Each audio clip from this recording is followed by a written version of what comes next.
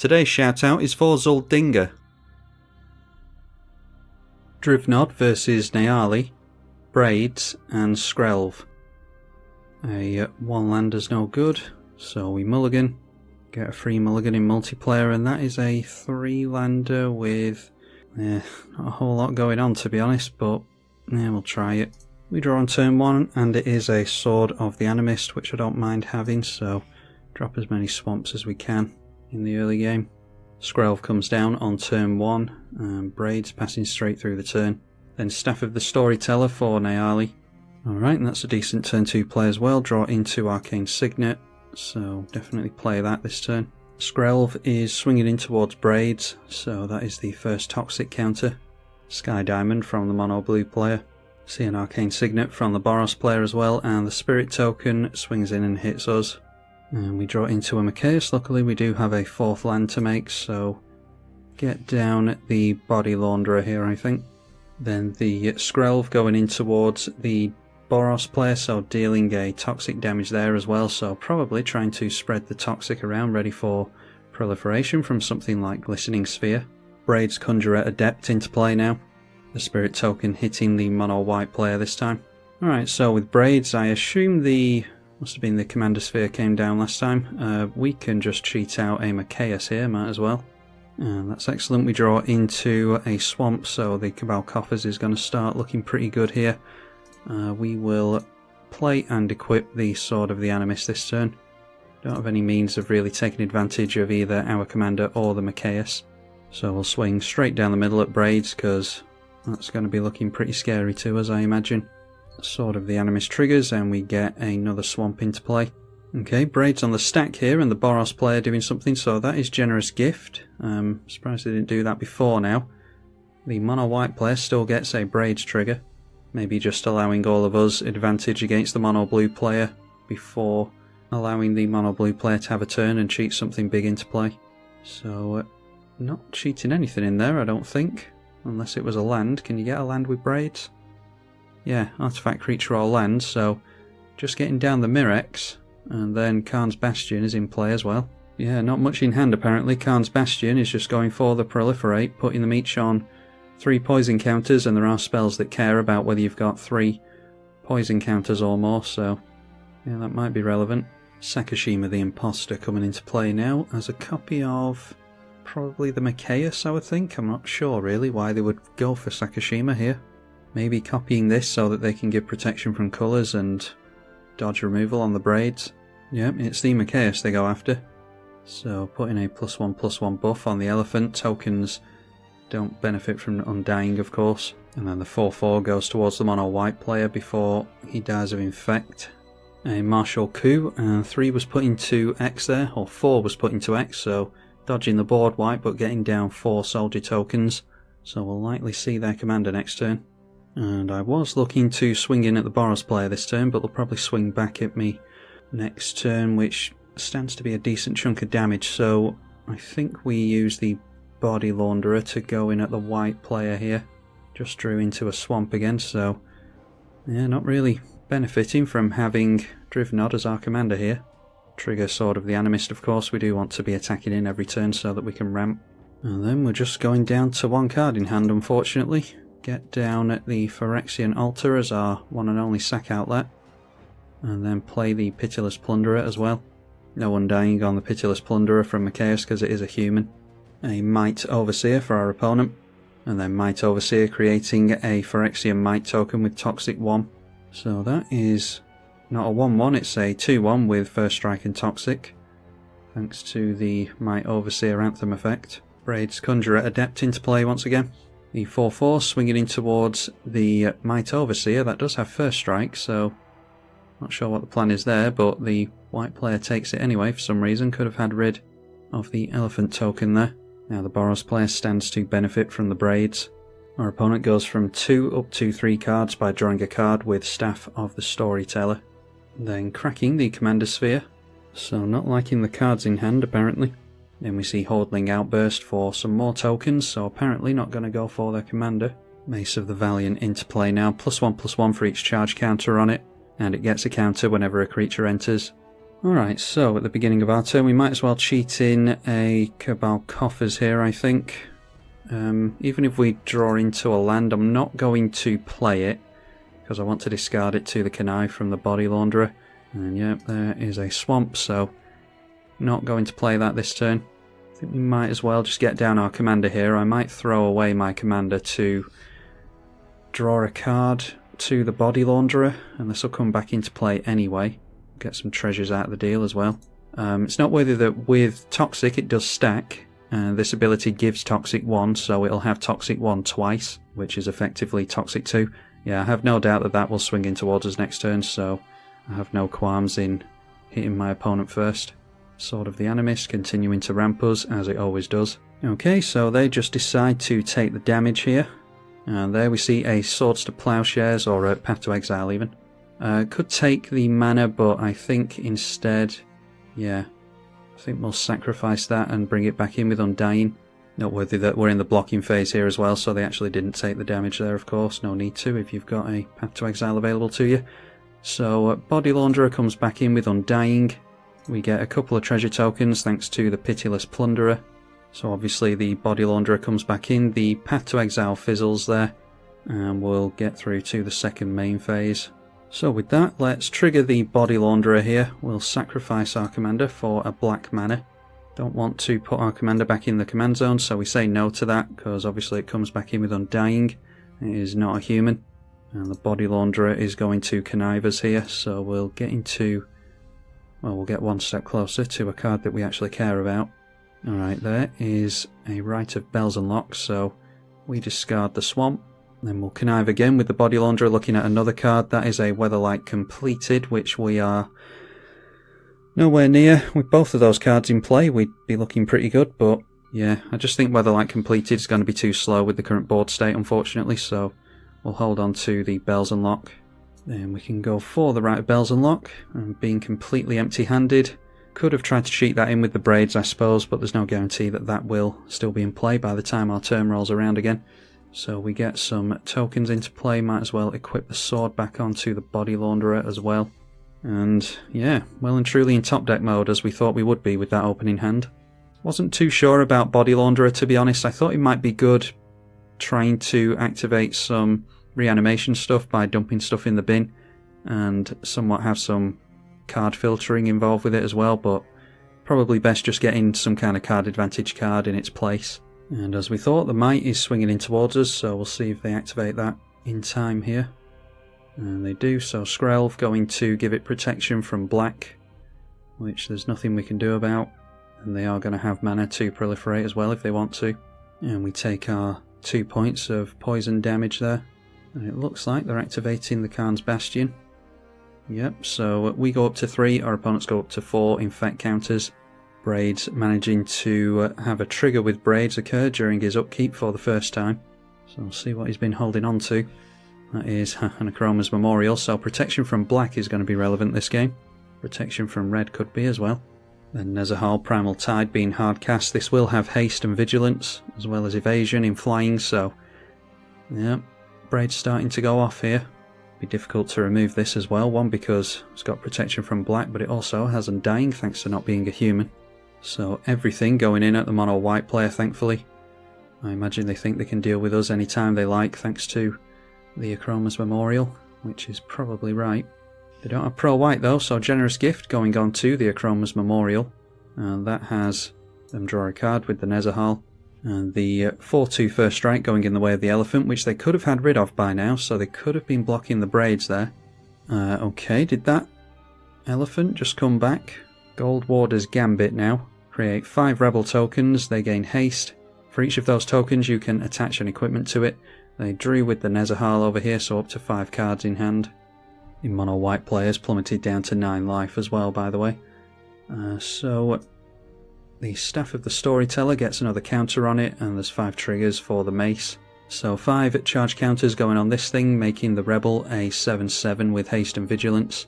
And it looks like the tokens player might be trying to finish off the infect player. I'm more worried about Braids at this point, to be honest. Just swinging in with the 7/7, so encouraging them to chump with the Might Overseer. The white player just instead deciding to take it. Alright, so with Braids, it's pretty useless to us when we don't have any cards in hand. We draw into a Midnight Reaper, which is potentially a means of refilling our hands, so that's a pretty good draw for us. Get 2 more Cleric tokens with the Rites of Bells unlock, and let's refill our hand with this Midnight Reaper. Sacrifice a Cleric token for a black mana, go for the Summoning Sick ones. And okay, they are triggering Undying as they should. It's just that they shouldn't resolve. The tokens have hit the bin, and as you can see, there's no token in the bin, as there shouldn't be. We get 2 treasure tokens with Pitiless Plunderer, which is correct.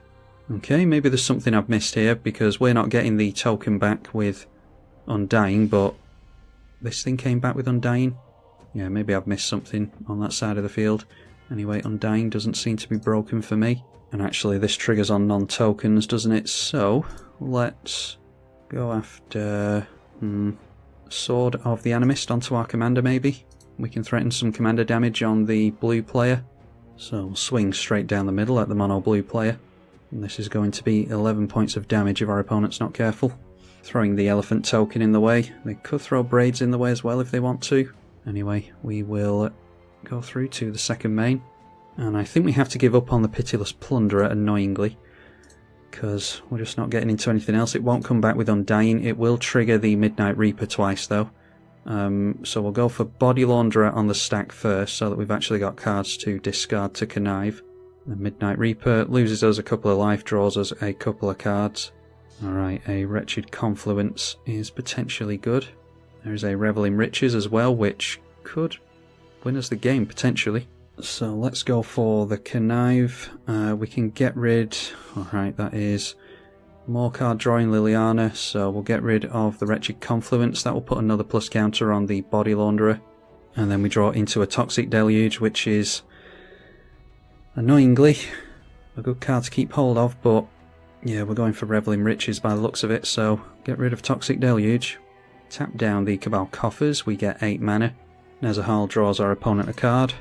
And then we'll play out the Revel in Riches as well, because we're definitely going to be making use of that this next turn cycle, I imagine. And we can go for the minus on the Lily to try and deal with some of our opponent's boards here. So each player sacrifices 2 creatures, including ourselves. So we'll just get rid of the tokens here. That will draw us 4 cards to the Liliana. We won't draw to the Midnight Reaper, unfortunately. Obviously it would be really nice to have the Pitiless Plunderer in play at this point, but we've kind of had to cobble together some lines here. Alright, so that's a hell of a lot of triggers. Undying from the Clerics doesn't matter apparently. We've managed to have the token player, who was actually in the best position there. The token player has scooped on us, assuming that he's lost to the Revel in Riches. We're up against players that can deal with Revel in Riches, so it's not over yet. So the Mikaeus, or the Sakashima, was sacrificed there. Nezahal comes back in with a plus counter, so we're going to have to deal with that again. 4 cards drawn to the Liliana, and we make a whole heap of Revel in Riches treasure tokens, so we need to make it through to our upkeep before we win with that. Might be that the Boros player assumed that it was end step, but he's dead wrong. Okay, and we are getting into our card draw. There is the Skull Clamp. Nether Traitor is excellent as well, and Night's Whisper. Some excellent draws there. So we have to make sure that we've got enough treasures left. We've got 8 spare here, so we can play the Phyrexian Tower this turn. Play ourselves the Nether Traitor. Then play the Skull Clamp. Triggering the Nezahal once again. That's done a hell of a lot of work for our opponent. And then we'll put the Skull Clamp onto the Nether Traitor. And we've actually got a chance to sacrifice it and gain some mana with the Phyrexian Altar, because it does have +1/+1 to the Mikaeus, which could be a nombo, but thankfully we do have the sack outlet. So sacrifice Nether Traitor for a black mana. And the Nether Traitor does come back in with Undying as well, so just looking to refill my hand at this point really, because we don't necessarily win to the Revel in Riches. Actually put the Skull Clamp on the stack first there, which I shouldn't have done. Let's go Body Launderer, and then we'll draw cards from Midnight Reaper and the Liliana as well. Want to fill our hand up as best we can before Body Launderer, because that's not card advantage. Alright, drawing into a Mana Crypt. There is a Junji as well for some reanimation. We go down to 33, get a Soul Ring. There's a Massacre Worm, so that could have been good against the token player anyway, so he might have scooped regardless. And there's a Solemn as well, so Let's get rid of the Knight's Whisper at this point to the Body Launderer, and then get rid of a Swamp to Body Launderer as well, so now is when it starts to do some work for us. We draw 2 cards twice to Skull Clamp. Alright, and now we're looking like we're in a pretty commanding position, so Mana Crypt into play. Just going to draw a bunch of cards for the Nezahal apparently, but we didn't get into a means of dealing with the Nezahal unfortunately. So play the Jet Medallion as well, play Sol Ring, and then we will go for Skull Clamp onto the Nether Traitor, because if we can deal with this Nezahal then we will. I think I want to get down the Massacre Worm here as well. Sacrifice the Nether Traitor to the Phyrexian Tower so that we can make double black. And this will do some more card draw stuff for us. So Body Launderer on the stack first and all the rest on the stack after that. If we can combo off this turn then it would be preferable. Okay, there is a Blood Artist. Bubbling Muck, a bit too late unfortunately. Fell Stinger getting into the card draw eventually. Woe Strider, a Pawn of Ulamog, a Bontu's Monument as well. We can discard the Reassembling Skeleton to the Connive, and alright, there's a Dictate of Erebos, so get rid of a Swamp. I think I want to get down the Junji here, so that we can have our opponents discard cards, although our opponent's got 11 cards in hand at the moment, so not sure how useful that'll necessarily be. We can have them discard 4 cards when it dies, then it comes back in with Undying, so yeah, that'll be 8 cards, so going down to 3 might be enough to really hurt them. Thanks to the Jet Medallion, the Dictate of Erebos only costs 4 treasures. We're about to make more treasures anyway, because we're going to force our opponent to sacrifice creatures, and that will make treasures to the Revel in Riches.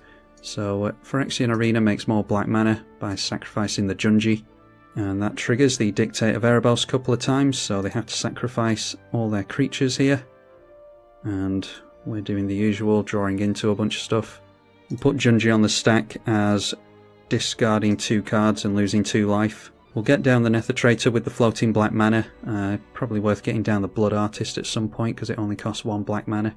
So Junji going to have the mono white player go down here due to losing 2 life. So down goes the white player.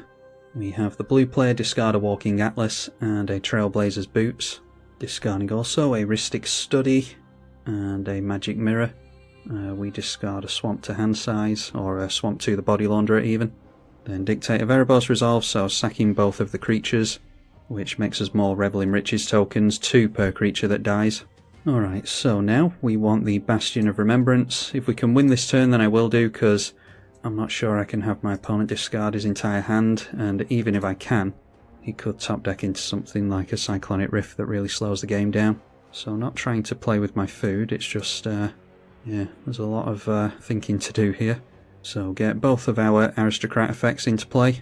Could have got the Meat Hut Massacre into play as well, I suppose. But, yeah, I suppose we could still do that. So let's sacrifice a Soldier token.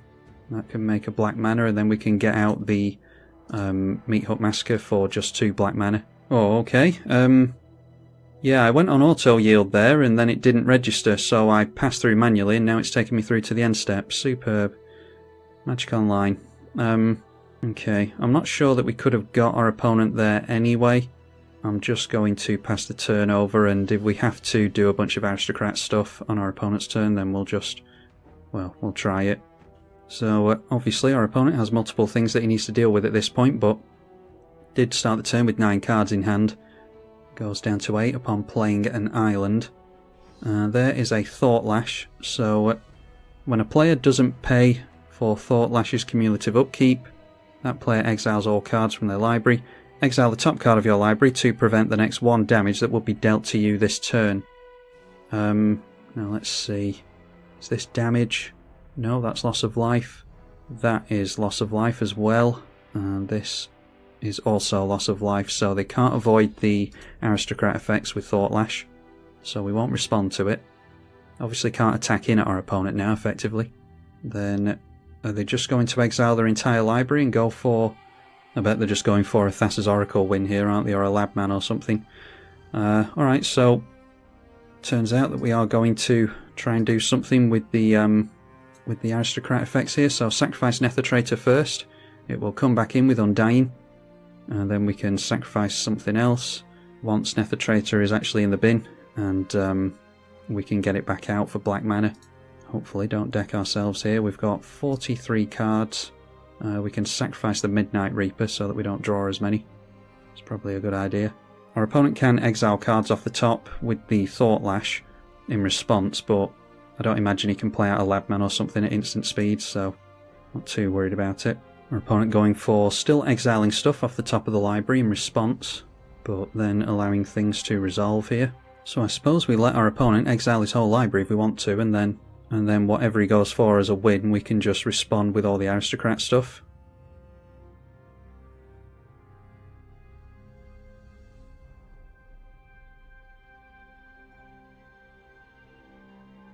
Okay, now our opponent allows the Body Launderer to resolve here, so Kakusho is fine to go down here, I think. Get rid of the swamp as well. We draw into another swamp and a Demonic Tutor, and they are just randomly exiling to the Thought Lash, so I'm not sure what their aim is here. I am keeping an eye on the exile zone here. If any of you are interested, then you can keep an eye on that as well.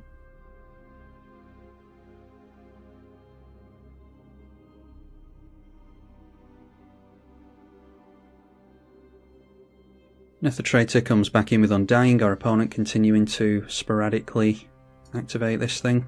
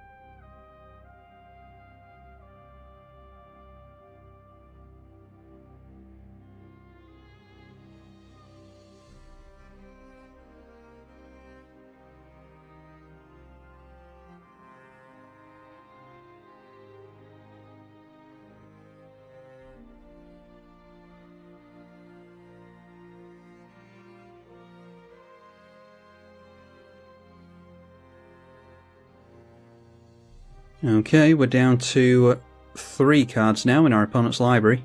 I'm not entirely sure what he's aiming to do here. Okay, there we go. It's Thassa's Oracle. Yeah, I did ask for a casual game. I'm not sure if by turn 7 this would be deemed as casual. I mean, we did really go off this turn after a lot of setting up, but yeah, Thassa's Oracle. I mean, a CEDH combo. Right, so now time to see. Annoyingly, without the Meat Hut Massacre, which we should have had in play if it wasn't for the Magic Online client. Anyhow, let's sacrifice. We want to get rid of our card draw effects first. So get rid of the Body Launderer, because we're drawing way too many cards here. And with the Body Launderer we can reanimate something, so we can just grab the Kakusho. I think we'll be okay. We obviously get two triggers with the Body Launderer. And we'll go after Chittering Witch as well, because it'll bring in some tokens for aristocrat stuff. And then we have to draw 4 cards to Midnight Reaper and Lily, but we're also draining our opponent for 4 thanks to the aristocrat effects as well. So we draw some more cards. Chittering Witch enters play and will trigger, just giving us 1 rat token because we've only got one opponent here. Right, so now we've got rid of the Connive. We will get rid of, ideally I'd get rid of the Nether Traitor so that we can reanimate it, but I think we're going to be fine here. We'll get rid of Midnight Reaper. Midnight Reaper is going to come back in with Undying, annoyingly, but I think we can still get our opponent here. Put Undying on the stack first, just in case we... Suppose we can go off here before the Midnight Reaper comes back into play, just to play it safe. And the client's really starting to bug out here, so I'm hoping it doesn't crash on us. Alright, so we've got rid of our card draw effects now. Let's put Nether Traitor in the bin. That won't come back in with Undying because it has a plus counter, so we've got less triggers on the stack now. We can start putting Liliana on the stack as well and not letting that resolve so that we don't deck ourselves. We've got 29 cards left in the deck, so we shouldn't be too worried about decking ourselves at this point. And then with that on the stack, we'll use some of our 4 mana. We'll reanimate the Reassembling Skeleton because we put that in the bin previously, so that comes into play tapped, ready for us to do sacrifice shenanigans with. And I haven't removed auto yields from Liliana here, so I'll make sure to do that so that we're not forced to draw cards. And this time we'll sacrifice Kakusho so that that can finish off our opponent here, and that should be game, I would have thought. Yeah, so Kakusho will come back in with Undying, and it will drain our opponent for 5 twice. Obviously they're on 10 here, so this will finish the game off. And there we go, managed to do it even without the Meat Hut Massacre in play, thanks to the client annoyingly screwing us on that. Yeah, wasn't too sure about, where is it, the Body Launderer, but it did some work for us in the end. It was just too early to get it into play apparently, so I think I will be keeping this in the deck. Big thank you to my opponent for playing that out, because yeah, that did take a hell of a long time, but managed to get the win regardless. Didn't think we were going to see too much use of Drivnod, but all those triggers being doubled up really did help us in the end. So hopefully you all enjoyed this visit to Drivnod, and if you want to see more from it, then let me know. I'm tribalkai. Thank you for watching.